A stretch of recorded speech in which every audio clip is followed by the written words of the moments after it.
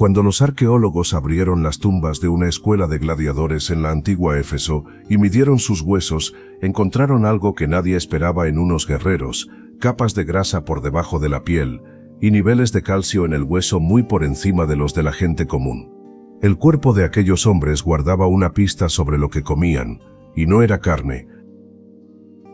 Pero antes de hablar de ellos, hablemos de ti. Empieza casi sin que lo notes. Te levantas de la silla después de estar sentado media hora y las rodillas protestan con un chasquido seco. Subes 2 pisos de escaleras y a mitad de camino sientes que los muslos pesan más de lo que deberían. Cargas una bolsa de compras del mercado hasta el auto y al día siguiente el hombro se queja como si hubieras hecho un esfuerzo enorme. No es enfermedad, es esa flojera muscular que llega despacio y ese murmullo en los huesos que la mayoría acepta como el precio inevitable de cumplir años. Esa sensación tiene nombres concretos en la medicina de hoy. La pérdida de masa muscular con la edad se llama sarcopenia, y se cree que empieza alrededor de los 30 años. A partir de esa década se estima que una persona pierde entre un 3 y un 8% de músculo cada 10 años, y el ritmo se acelera después de los 60. Al mismo tiempo, el hueso se vuelve menos denso. Se calcula que muchas mujeres pierden hasta un 20% de densidad ósea en los años que siguen a la menopausia. El músculo que sostiene y el hueso que soporta se apagan al mismo tiempo. Y ese apagón lento es exactamente lo que sientes cuando te cuesta levantarte de una silla baja. Ahora imagina el extremo opuesto de ese problema. Imagina un cuerpo al que en lugar de pedirle subir 2 pisos, se le exige pelear por su vida frente a miles de personas que gritan. Ese era el gladiador. En el Coliseo de Roma, inaugurado por el emperador Tito en el año 80 después de Cristo, cabían decenas de miles de espectadores. La arena medía alrededor de 83 metros de largo. Sobre esa superficie de arena, un hombre tenía que moverse con un escudo de madera y cuero que podía pesar varios kilos, un casco de bronce o hierro que en algunos ejemplares hallados en Pompeya supera los 3 kilos, y a veces protecciones de metal en un brazo y una pierna. No podía darse el lujo de una rodilla que fallara ni de un hombro que se quejara. Su músculo y su hueso eran, literalmente, la diferencia entre volver a la celda o no volver. Aquí está el detalle que reordena todo lo que crees saber. Esos cuerpos puestos a la prueba más dura que existía, no se construían con banquetes de carne. Los restos hallados en la escuela de Éfeso, en lo que hoy es Turquía, cuentan otra historia, una de granos y plantas humildes, y sus huesos guardaban un calcio tan alto que sorprendió a quienes los analizaron. El equipo que estudió esos esqueletos estaba encabezado por el investigador austríaco Fabian Kanz, de la Universidad Médica de Viena, junto a colegas del Departamento de Medicina Forense. Analizaron los huesos de unos 22 gladiadores enterrados en el cementerio de Éfeso, un yacimiento que se cree corresponde al siglo II después de Cristo. Midieron dentro del hueso las proporciones de elementos que solo pueden llegar allí a través de la comida. Y lo que leyeron en esos huesos contradecía la imagen del guerrero devorador de carne que el cine repite una y otra vez. Porque la respuesta a esa flojera que sientes en las piernas al subir la escalera podría estar escondida en la misma comida que sostuvo a hombres, cuyo oficio era resistir. No en un suplemento caro ni en una fórmula moderna, sino en algo que probablemente ya tienes en la despensa de tu cocina y que la ciencia de hoy vuelve a mirar con respeto. Los propios romanos tenían una palabra para los gladiadores que delataba, sin querer, el secreto de su plato. Un apodo que se usaba casi como una broma, y que hoy resulta ser la prueba más honesta de qué había realmente en su comida. Los propios romanos tenían una palabra para ellos, y no era la que esperarías. En los textos latinos, a los gladiadores se los llamaba ordearii. La raíz de esa palabra es ordeum, que en latín significa cebada. Traducido sin adornos, comedores de cebada. Ese es el apodo que quedó grabado en las fuentes antiguas para los hombres que se jugaban la vida en la arena. Quien lo registró con más claridad fue Plinio el Viejo, el naturalista romano que murió en el año 79 durante la erupción del Vesubio, en su enciclopedia Historia Natural. En el libro 18 dedicado a los cereales, Plinio anota que la cebada era el alimento más antiguo y que los gladiadores comían de ella hasta el punto de recibir por ello el nombre de ordeari. No lo dice como elogio. En su época, en la Roma del siglo I, la cebada ya cargaba con una reputación de grano pobre, comida de animales y de soldados castigados. Ahí está el desconcierto. La cebada, ese mismo grano, era la ración con que el ejército romano castigaba a las unidades que fallaban en el campo.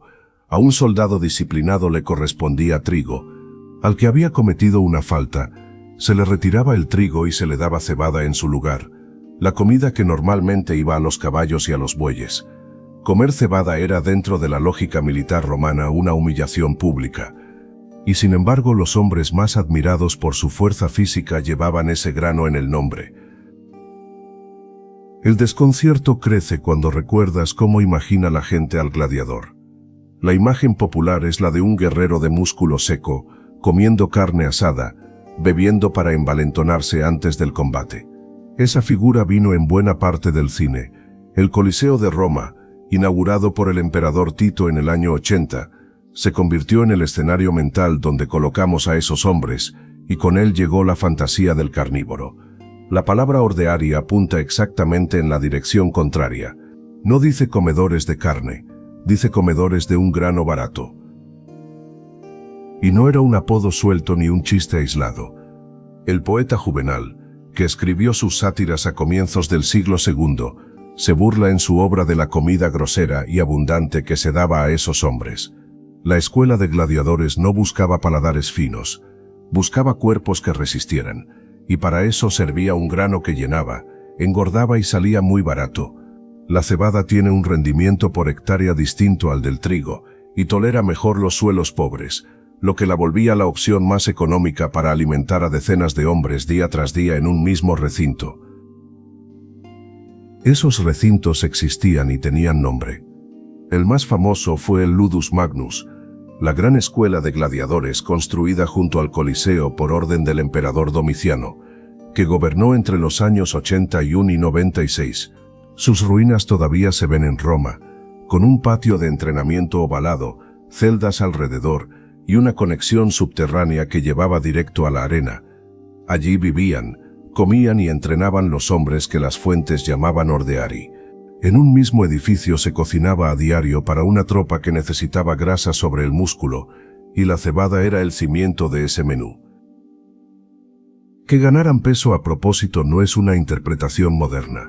Un texto tardío atribuido al médico Galeno, el griego que sirvió como médico de gladiadores en Pérgamo, en la actual Turquía, hacia el año 157, describe cuerpos deliberadamente cubiertos de una capa de grasa. Esa grasa no era descuido, funcionaba como protección. Una capa de tejido sobre los músculos y los vasos permitía que una herida superficial sangrara de forma llamativa, para el público, sin alcanzar de inmediato lo que mantenía vivo al hombre. Un corte que abría la piel y la grasa impresionaba en la tribuna y, aún así, dejaba intactos los nervios y las arterias de debajo.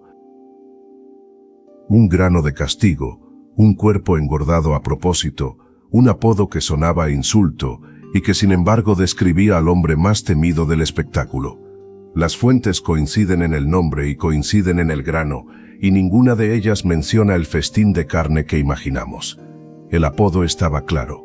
Lo que faltaba por saber era qué ponían exactamente en esos platos día tras día, dentro de las celdas del Ludus Magnus, cuando nadie los miraba. En las excavaciones del cementerio de gladiadores de Éfeso, en la actual Turquía, el antropólogo forense Karl Grossschmidt, de la Universidad de Viena, y el patólogo Fabian Kanz analizaron los huesos de unos 68 individuos enterrados hacia el siglo II después de Cristo. Lo que reconstruyeron de sus platos no tiene nada de festín.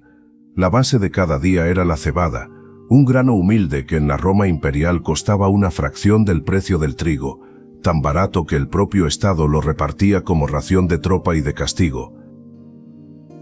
Con esa cebada se cocinaba una papilla espesa, la pulse, hervida en agua durante largos ratos hasta quedar como un puré denso. No llevaba especias raras ni cortes de carne asada.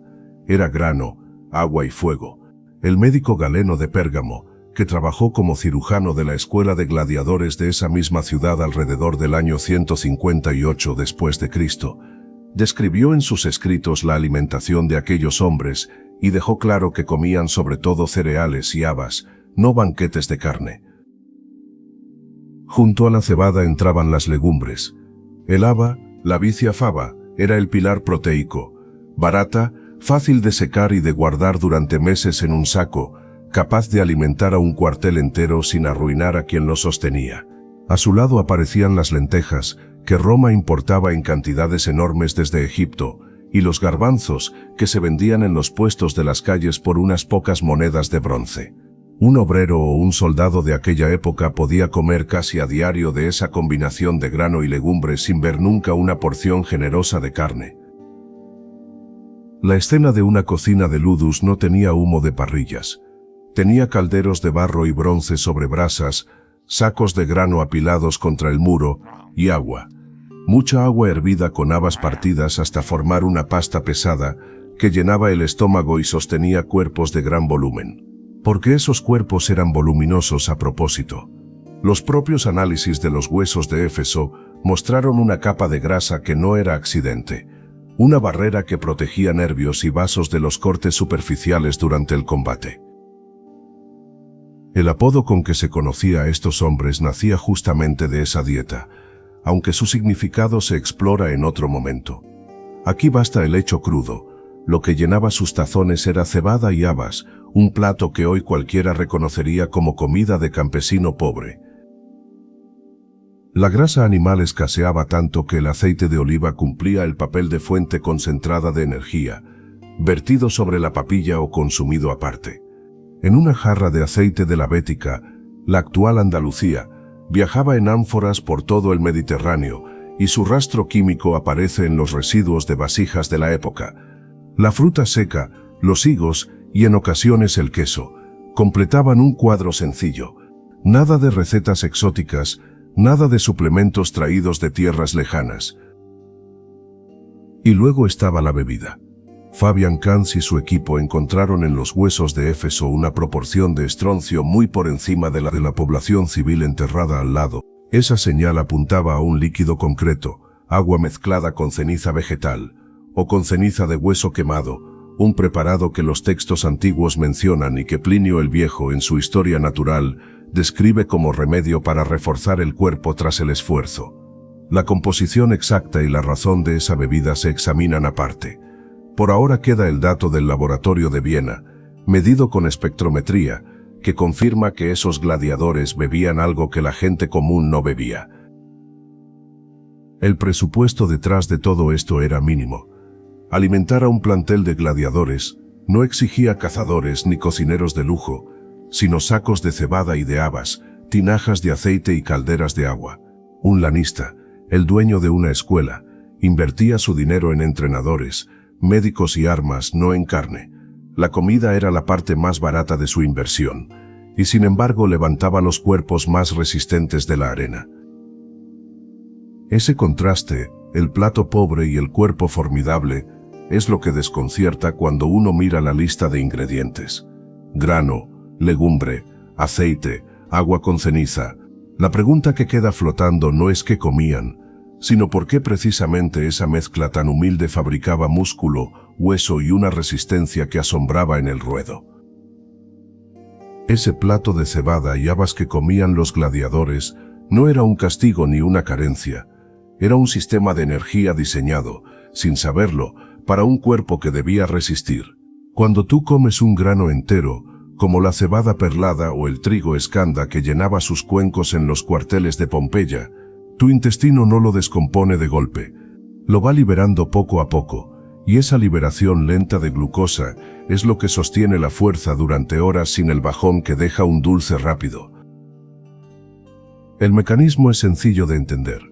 La cebada tiene un índice glucémico bajo, alrededor de 25 o 30 según las tablas modernas, muy por debajo del pan blanco, que ronda 75. Esa cifra mide qué tan rápido sube el azúcar en tu sangre. Un número bajo significa combustible que dura. Para un hombre que entrenaba con la Palus, el poste de madera clavado en la arena contra el que golpeaba con una espada de práctica que pesaba el doble de la real, esa energía constante importaba más que un empujón momentáneo. Las habas y los garbanzos aportaban la otra mitad de la ecuación, la proteína. Una taza de habas cocidas ronda los 15 gramos de proteína vegetal, y los garbanzos algo más de 12. No es la proteína completa de la carne, le faltan algunos aminoácidos, pero los romanos resolvían eso sin manual de nutrición. Combinaban legumbre con grano en el mismo plato. La cebada aporta el aminoácido que le falta a la haba, y la haba aporta el que le falta a la cebada. Juntos forman una proteína tan aprovechable como la de un trozo de cordero, y eso es lo que reconstruía el músculo después de cada golpe contra el poste. Aquí aparece el detalle que suena a contradicción, y no lo es. Aquella comida de granos y legumbres tiende a acumular una capa de grasa bajo la piel. A ti eso hoy te preocuparía, pero para un gladiador era una armadura interna. El médico Galeno de Pérgamo, que atendió a los luchadores de la escuela de esa ciudad hacia el año 157, escribió que llegó a tratar sus heridas con cuidado casi obsesivo, y una capa de grasa subcutánea protege lo que hay debajo. La mayoría de los combates de arena buscaba la sangre visible, el corte que emocionaba al público, no la muerte inmediata. Un tajo que abría la piel, y esa grasa sangraba de forma espectacular, alarmaba a la multitud, pero rara vez alcanzaba un músculo profundo, un tendón o una arteria. El gladiador seguía en pie, sangrando para el espectáculo, entero por dentro. Y lo notable es que esa grasa no le frenaba la fuerza. La potencia de un golpe no depende de que se marquen los abdominales, depende del músculo que hay debajo y de la energía que lo alimenta. La grasa acumulada era una reserva de combustible de larga duración, densa, casi 10 calorías por gramo, que sostenía a un hombre en un combate que podía estirarse bajo el sol del mediodía en el anfiteatro. Grasa por fuera, músculo alimentado por dentro, energía lenta que no se agotaba. Las tres cosas venían del mismo cuenco humilde. Las legumbres cargaban además con hierro y con fibra. El hierro vegetal de las habas alimenta la sangre que transporta oxígeno al músculo que trabaja, y sin oxígeno no hay fuerza sostenida, solo un esfuerzo breve que se apaga. La fibra, por su parte, es la que ralentiza aún más la digestión y mantiene ese goteo de energía. Todo en aquel plato empujaba en la misma dirección, resistencia por encima de explosión. El truco que los romanos aplicaban sin nombrarlo, tú puedes copiarlo en tu cocina hoy. Un plato de lentejas con arroz o de garbanzos con pan integral arma exactamente la misma proteína completa que buscaban en las escuelas de Capua. La legumbre y el grano no necesitan comerse en el mismo bocado ni siquiera en la misma comida, basta el mismo día. Ese es el cimiento silencioso de un cuerpo que aguanta, energía que dura, proteína que reconstruye, una reserva que protege. Pero saber esto por los textos de Galeno es una cosa, que se pudiera demostrar en el cuerpo real de un gladiador, leer en sus mismos huesos qué había comido durante años, era algo que nadie creía posible hasta que un cementerio olvidado en Turquía empezó a hablar. Esa misma cebada que endurecía los cuerpos en la escuela de gladiadores de Roma puede pasar hoy por tu mesa sin dejar casi nada de aquello.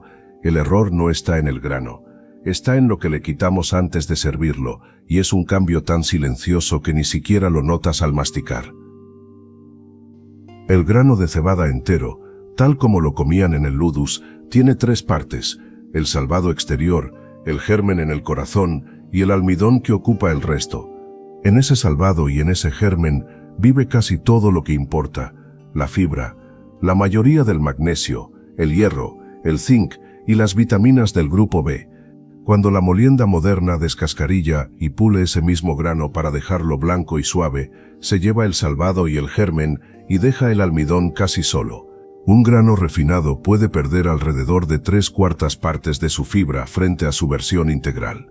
Lo que llega a tu plato se parece muy poco a lo que llegaba al de ellos. La diferencia se mide en tu propia sangre. Un grano entero con su salvado intacto se digiere despacio, el azúcar entra a tu torrente de forma pausada y tu energía se sostiene durante horas. como se sostenía la de un cuerpo que entrenaba desde la mañana. El mismo grano refinado se convierte en azúcar casi de golpe, un pico rápido y una caída igual de rápida que te deja con hambre otra vez al poco rato. La estructura física del grano, esa capa exterior que decidimos retirar, es la que marcaba toda la diferencia. Con las legumbres ocurre algo parecido, aunque por otro camino. Las habas, los garbanzos y las lentejas que llenaban las ollas de la arena traen consigo su propia fibra y sobre todo su almidón resistente, que no se digiere en el intestino delgado sino que llega entero al intestino grueso. Allí lo fermentan tus bacterias y de esa fermentación nace el butirato, un ácido graso de cadena corta que alimenta directamente a las células que recubren tu colon. Ese proceso ocurre porque la legumbre llega entera y acompañada, no reducida a una harina fina ni despojada de su piel. Y aquí está el segundo tramo del error, el que casi nadie asocia con la comida. El hierro de los granos y las legumbres es hierro no hemo, la forma vegetal, y tu cuerpo lo absorbe con dificultad. Comer solo el plato de cebada y lentejas, sin nada al lado, deja gran parte de ese hierro sin aprovechar. Lo que lo rescata es la vitamina C, un poco de verdura fresca, unas hojas, algo ácido en el mismo plato puede multiplicar varias veces la cantidad de hierro que realmente entra en ti. Los gladiadores no comían sus gachas a secas, las acompañaban con lo que la huerta daba. Ese acompañamiento humilde, la verdura al lado del grano, era parte del secreto. Pero hay un ladrón que trabaja en sentido contrario y vive en el propio grano. El salvado, esa misma capa valiosa, contiene ácido fítico, un compuesto que se aferra al hierro, al zinc y al calcio, y los arrastra sin dejar que tu intestino los absorba. Comer el grano crudo o mal preparado significa perder buena parte de esos minerales aunque estén ahí, escritos en la tabla nutricional. La cocina antigua tenía la respuesta sin conocer la química. Remojar las legumbres durante horas, dejar fermentar la masa, cocer largamente. El remojo y la fermentación despiertan una enzima, la fitasa, que rompe el ácido fítico y libera los minerales que retenía. Un pan fermentado despacio, unas lentejas remojadas desde la víspera, entregan mucho más hierro y zinc que los mismos ingredientes cocidos con prisa. De modo que el mismo plato puede construir un cuerpo resistente o dejarte apenas calorías vacías, según tres decisiones que hoy tomamos casi sin pensar. Si el grano llega entero o pulido, si la legumbre va acompañada de algo fresco y ácido, y si le diste tiempo de remojo antes de la olla. Cambia una sola de las tres, y el efecto se debilita. Cámbialas las tres y de aquella comida de campeones solo queda el nombre. Lo curioso es que no necesitamos creer esta historia por fe. Bajo la tierra de la antigua Éfeso apareció un cementerio que puso a prueba, hueso por hueso, todo lo que la tradición contaba sobre la mesa de la arena. En la costa occidental de Turquía, cerca de las ruinas de la antigua Éfeso, un equipo austríaco encontró en 1993 lo que ninguna crónica romana había descrito con tanto detalle: un cementerio de gladiadores. El lugar estaba junto a la vía que salía del gran teatro de la ciudad, un anfiteatro donde se calcula que cabían más de 25.000 espectadores. Bajo el polvo aparecieron restos de al menos 68 individuos, casi todos varones jóvenes muertos entre los 20 y los 30 años, en los siglos II y III de nuestra era. El hallazgo lo estudiaron sobre todo dos investigadores del Departamento de Medicina Legal de la Universidad de Medicina de Viena, Karl Grossschmidt, antropólogo, y Fabian Kanz, médico forense. Durante años se inclinaron sobre esos huesos en un laboratorio vienés, midiendo, cortando finísimas láminas de hueso, buscando lo que la comida había dejado escrito en el esqueleto. Y los huesos contaban cosas. Muchos cráneos mostraban golpes cicatrizados, señal de heridas sufridas y luego sanadas, prueba de que a estos hombres se les cuidaba después del combate. Algunas fracturas se habían soldado con una precisión que hablaba de médicos entrenados. En un cráneo hallaron 3 perforaciones limpias y equidistantes, del tamaño de la punta de un tridente, el arma del retiarius.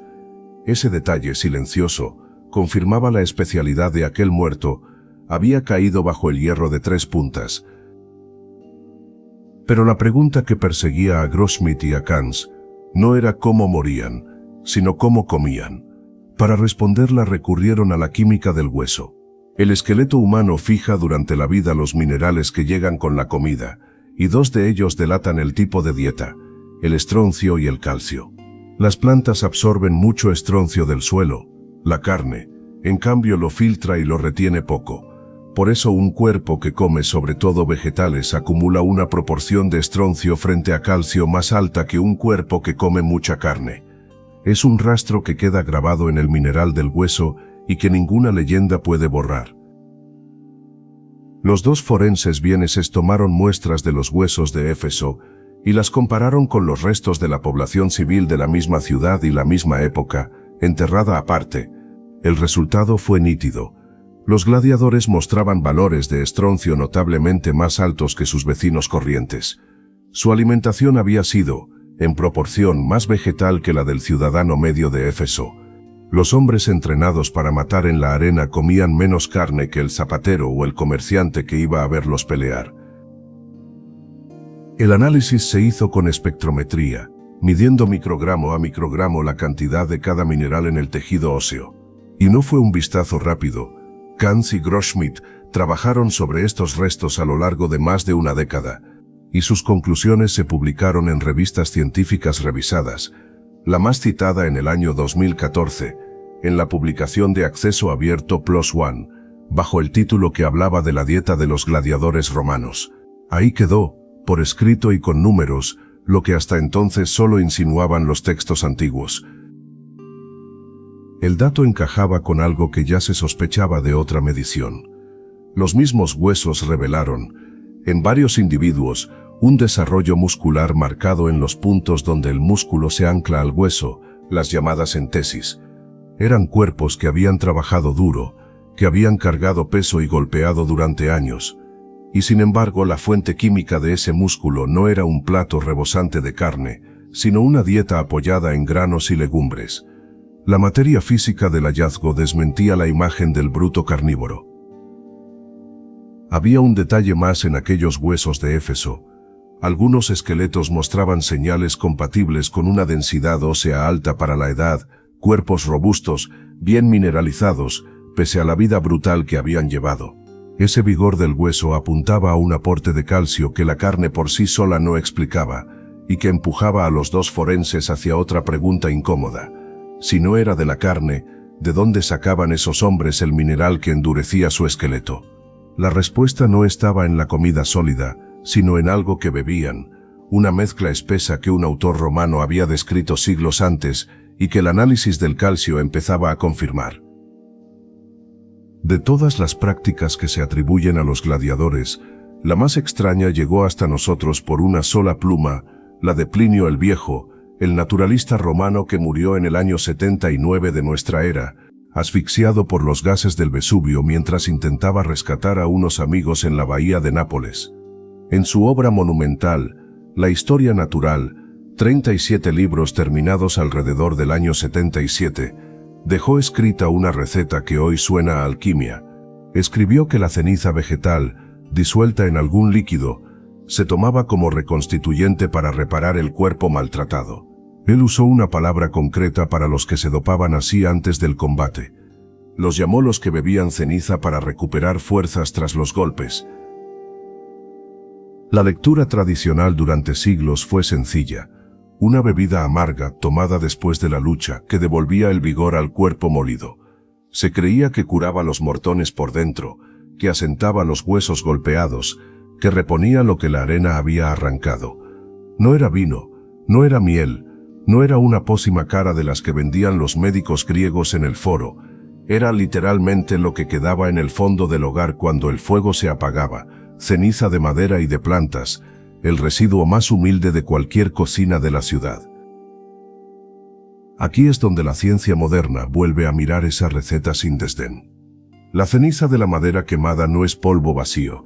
Cuando arde un tronco, el carbono se va con el humo, pero los minerales que la planta absorbió del suelo durante toda su vida se quedan atrás, concentrados en ese polvo gris. Análisis de laboratorio de ceniza de madera muestran que puede contener alrededor de un 20% de carbonato de calcio, además de potasio, magnesio y fósforo. Ese calcio es el mismo mineral que forma el esqueleto humano, el que un cuerpo necesita para que un hueso agrietado vuelva a soldarse. El detalle que da sentido a todo es lo que Plinio no explicó, pero la química sí. Un gladiador que combatía con brazos y piernas descubiertos, que recibía golpes de madera y hierro semana tras semana, tenía una demanda de calcio muy por encima de la de un ciudadano común. Su dieta, como veremos, era casi vegetariana, mucho grano, mucha legumbre, poca carne y poco lácteo. Una bebida de ceniza era, sin que ellos conocieran la palabra mineral, una forma rústica y directa de meter calcio concentrado en un cuerpo que lo estaba gastando a un ritmo brutal. No fue solo Plinio quien anotó estas costumbres. El médico Galeno de Pérgamo, nacido alrededor del año 129, trabajó de joven atendiendo a los gladiadores de su ciudad natal, en la actual Turquía, y dejó escrito que bajo su cuidado las muertes se redujeron de forma notable respecto a su predecesor. Galeno vio con sus propias manos las heridas abiertas, los huesos expuestos, los tendones cortados, y describió la dieta que los alimentaba, una alimentación pensada para levantar carne sobre el hueso, no para hacer figuras esbeltas. La palabra que resume esa lógica aparece una y otra vez en las fuentes, y será la que abra el próximo tramo de esta historia, un apodo que los propios romanos usaban para burlarse de estos hombres, ligado no a su fuerza sino a lo que masticaban cada día. La ceniza, en ese mundo no era la excepción exótica, era la prueba de que hasta el residuo del fuego se aprovechaba para sostener un cuerpo. Conviene decir con honestidad lo que aquí es tradición y lo que es hipótesis. Que Plinio describió la bebida es un hecho verificable en su texto. Que la ceniza vegetal aporta calcio y otros minerales es química comprobable. Pero que esa bebida en concreto fuera decisiva para la fuerza de un gladiador sigue siendo una lectura que los estudios sugieren, no una certeza demostrada. Nadie hoy debería preparar un tónico de ceniza en casa. La ceniza también arrastra sustancias irritantes y metales según la madera quemada, y cualquier duda sobre tu propio calcio se resuelve con un médico, no con el hogar apagado. Lo notable es que la intuición romana apuntaba a un lugar real dentro del cuerpo, el hueso, y fueron precisamente los huesos, siglos después, los que devolvieron la palabra sobre quiénes eran de verdad estos hombres y qué habían comido durante toda su vida. Las piezas que reunieron los arqueólogos apuntan todas en la misma dirección, y esa dirección desmiente lo que la mayoría imagina cuando piensa en un gladiador. La leyenda pinta a un hombre engordado a base de carne asada, huevos crudos y trucos de fuerza. Los restos dicen otra cosa. El giro empieza en la ciudad de Éfeso, en la actual Turquía, donde entre 1993 y el año 2007 el Museo de Historia Natural de Viena, con el antropólogo forense Karl Grossschmidt y el patólogo Fabian Kans, estudió un cementerio de gladiadores hallado junto a la calzada que salía hacia el estadio. Allí se recuperaron los huesos de al menos 68 individuos, la mayoría varones jóvenes, entre los 20 y los 30 años, muchos con fracturas curadas y marcas de golpes que confirmaban el oficio. Sobre esos huesos, Fabian Kans aplicó una técnica que no miente. Midió las proporciones de isótopos estables de carbono y de nitrógeno en el colágeno óseo, y también el estroncio y el calcio. El nitrógeno delata cuánta proteína animal comió una persona a lo largo de años. Cuando el equipo publicó sus resultados en la revista PLOS ONE, el 15 de octubre de 2014, el veredicto era claro. La firma química de aquellos gladiadores era la de una dieta dominada por plantas, granos y legumbres, con muy poca carne, casi indistinguible de la del resto de la población de Éfeso enterrada al lado. Ese es el punto que reescribe la historia. El músculo de la arena no se construyó con banquetes de carne, se construyó con cebada, con trigo, con habas y con lentejas, comidos día tras día, temporada tras temporada. La proteína vegetal, sostenida y abundante, bastaba para sostener cuerpos que peleaban por su vida. El propio apodo que arrastraban confirma lo que dijo el hueso. El médico Galeno de Pérgamo, que hacia el año 158 después de Cristo trabajó como cirujano de los gladiadores en su ciudad natal, dejó escrito en sus tratados que aquellos hombres comían tanta cebada y tanta haba que la gente los llamaba ordeari, los comedores de cebada. Durante siglos esa palabra se leyó como una burla, un insulto a hombres alimentados con comida barata. El análisis de Éfeso la convirtió en una descripción literal y exacta, escrita 1800 años antes de que una máquina pudiera comprobarla. Galeno además no guardaba una imagen halagüeña de esa dieta. Anotó que la carne de cebada engordaba, sí, pero con una carne que él consideraba fofa y poco firme. Lo que para el médico romano era un defecto, para el cuerpo del luchador era una ventaja silenciosa, una capa de grasa sobre el músculo que amortiguaba los cortes superficiales y protegía nervios y vasos, permitiendo seguir en pie después de una herida que en otro cuerpo habría acabado el combate. Hay un segundo hallazgo que cierra el caso. En esos mismos huesos de Éfeso, la relación entre estroncio y calcio resultó mucho más alta que la de la población común.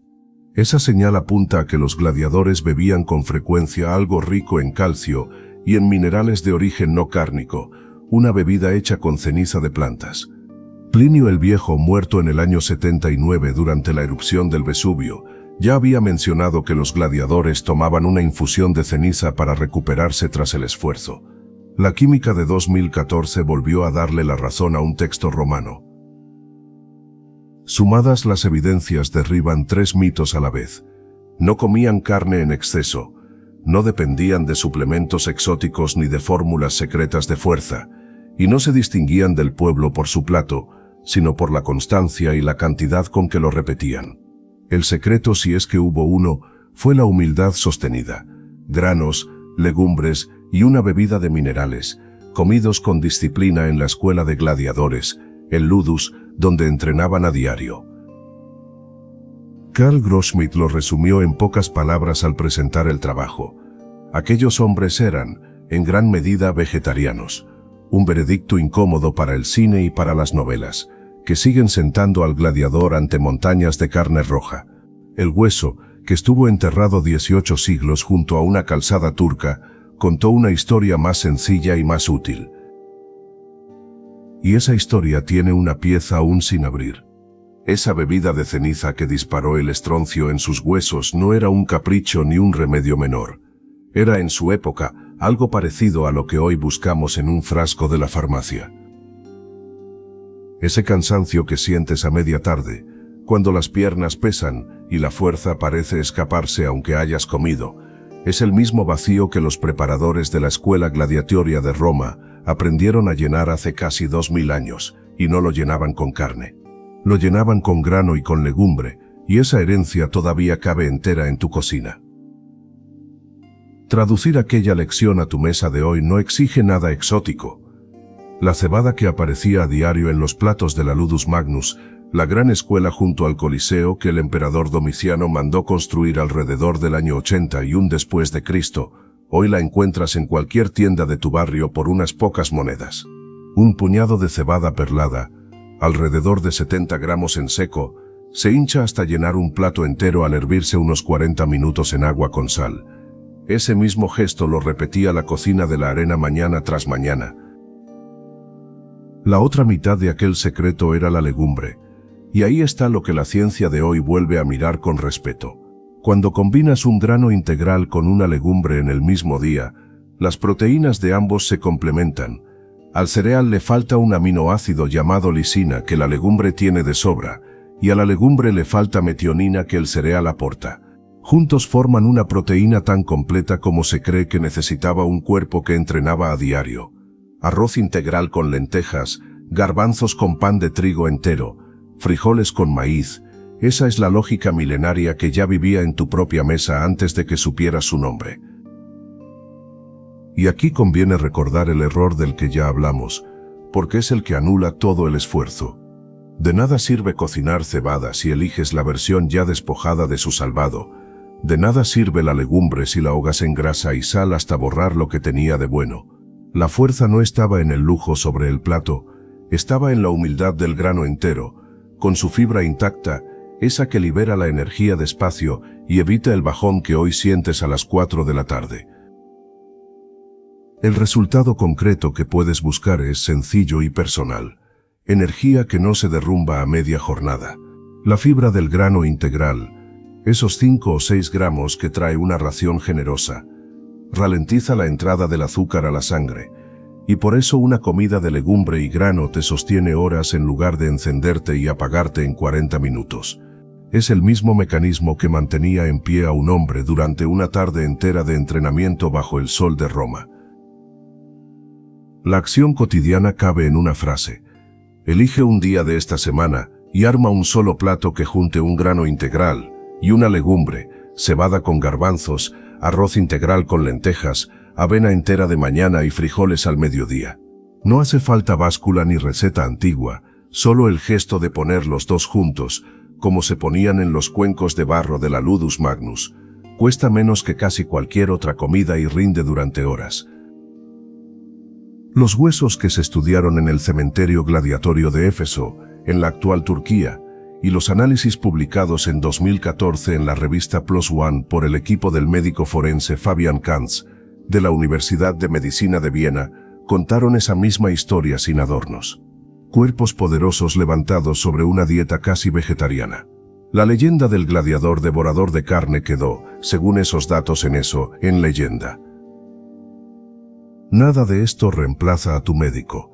Si ese cansancio de la tarde es constante, si va acompañado de otros signos, o si vives con alguna condición que cambia cómo tu cuerpo maneja la fibra o el azúcar, esa conversación con un profesional sigue siendo la primera puerta, no la última. La tradición ilumina el camino, el diagnóstico lo pone quien te conoce por dentro. Pero el punto de partida está más cerca de lo que creías. Aquella fuerza que asociabas al festín, al exceso, al músculo comprado a precio de oro, nacía en realidad del cuenco más humilde de la cocina romana. Y ese mismo cuenco, grano entero y legumbre, sigue esperando en tu alacena para devolverle firmeza a la tarde que hoy se te apaga. ¿Cuál va a ser tu plato de la arena esta semana? ¿La cebada con garbanzos o el arroz con lentejas? Cuéntamelo en los comentarios. Y si te gusta descubrir lo que la mesa de otros tiempos todavía tiene para enseñarnos, suscríbete y sigamos desenterrando juntos estas historias.